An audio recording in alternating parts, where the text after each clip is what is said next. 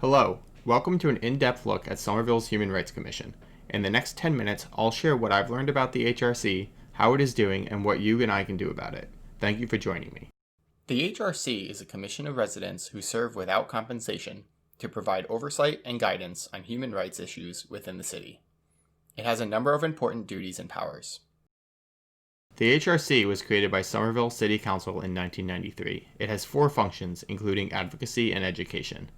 More importantly, it was created to provide oversight, conduct investigations, and produce reports on human rights issues within the government and throughout all of Somerville. One of the functions is to respond to complaints by persons in the city who believe their human or civil rights have been violated. The Commission is granted several powers in order to conduct those investigations, including the power to subpoena and take testimony under oath. Let's see how that's going. The Commission itself has not had the ability to take those complaints and to investigate them. So there have been complaints, but none of them were provided by you to the Human Rights Commission. No, the Commission as it stands, it has 2 individuals and has not in the past been able to meet quorum. The HRC is made up of 12 members. Quorum is 7 members. This graph shows the number of members in the HRC, assuming that every appointee served a full 3-year term. The HRC has not had enough members for at least 8 of the 16 years since Mayor Joe Curtatone took office in 2004. However, we know that seats are often vacated before the end of term for various reasons. The real number of members is fewer than shown here. According to Nency, the HRC hasn't had enough members since at least early 2014. At best, the HRC was functional for 5 of the 16 years under the current administration. The HRC is tasked with creating reports and recommendations to the city. My research and public records requests have found none. You might be wondering what the city is doing to try to grow the HRC.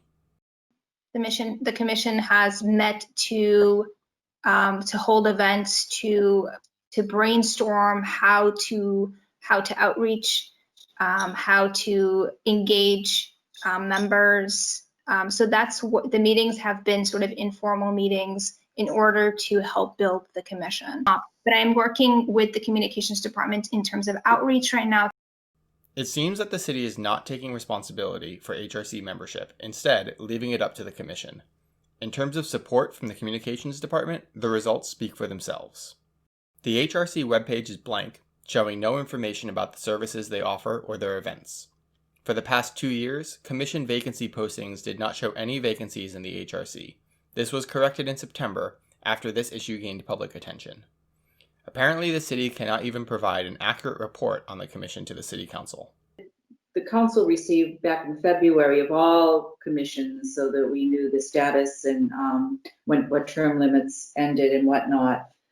It showed me 3 vacancies. You're telling me there are 10 vacancies?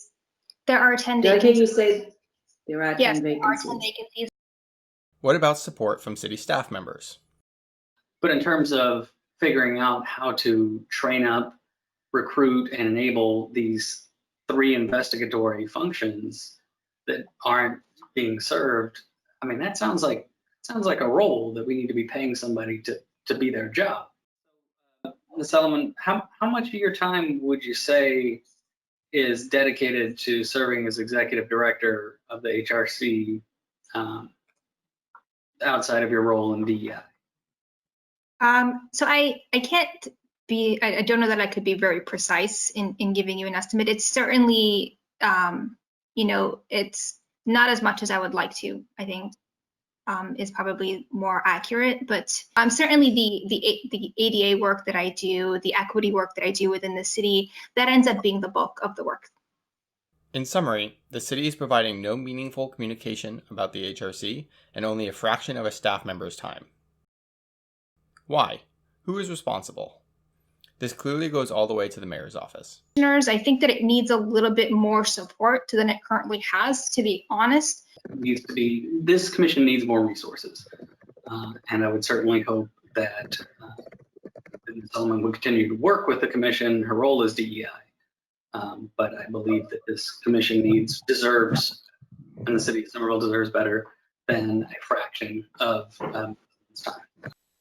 I emphasize to Ms. Bocci the critical nature of this particular commission, especially in addressing the current concerns of the community in today's day and age. This commission would be integral in coordinating with the newly created position for racial and social justice as well. As Councilor Niedergang said, there's been issues like this for quite a while about people being understaffed, overstretched. It goes beyond the Human Rights Commission. So it seems like people are being stretched out a lot. And I just hope that people will take this up with confirmations with the head of Health and Human Services and not just the subordinates who are doing the work that's expected of them. It's worth wondering if this is by design. Several of our elected representatives have an opinion. I can remember at one time around 10 years ago, the Human Rights Commission was an active and powerful body. So active, in fact, that they got up in the mayor's face about some things, and there was quite a bit of controversy and bad blood.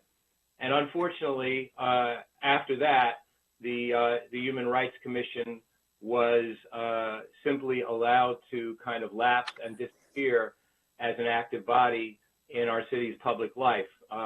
There's rarely been enough members to reach a quorum because the mayor hasn't appointed people to it.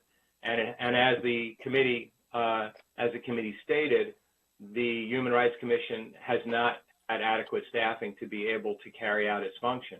When it did have adequate staffing and a group of zealous and capable members, it did great work at a time when the issues that it had to deal with actually were even much more serious than they are now. Ward 4 Councillor Klingon notes that the administration guides the Commission's activities. School Board member Andre Green notes that the HRC has been discouraged from using its powers to conduct investigations. Evidence suggests that the Human Rights Commission has been deliberately neglected. There are clear steps that can be taken to revive the Commission if the administration chooses to do so.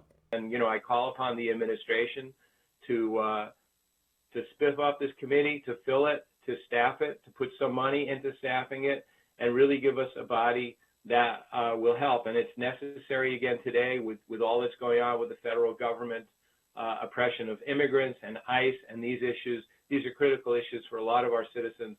We need a strong and active Human Rights Commission to help them out. Thank you. Ms. Solomon has ideas for the HRC to grow stronger, but the ADA and equity work encompasses more of her time, which is her responsibilities. It's important that it's not that we just bring on the commissioners, but that we train them to either be able to be proper mediators or in being able to conduct investigations. Part of it is maybe potentially having it be funded. There are several things that we as residents can do to help. First, recognize and support those who are committed to the HRC's success. City insider opinion of Nency is overwhelmingly positive, and I have witnessed her commitment to the Commission firsthand. That this is not about Nency, who again I think does great work and is a valuable asset to the community.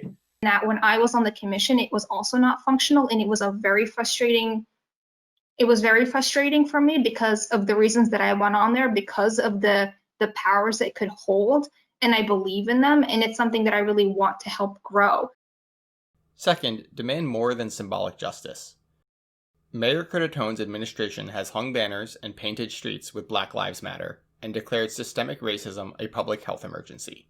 These are gestures which look great but are easy to make and have minimal impact. Meanwhile, this officer attacks a detained resident and is on paid leave for a year, despite this footage in the city's possession.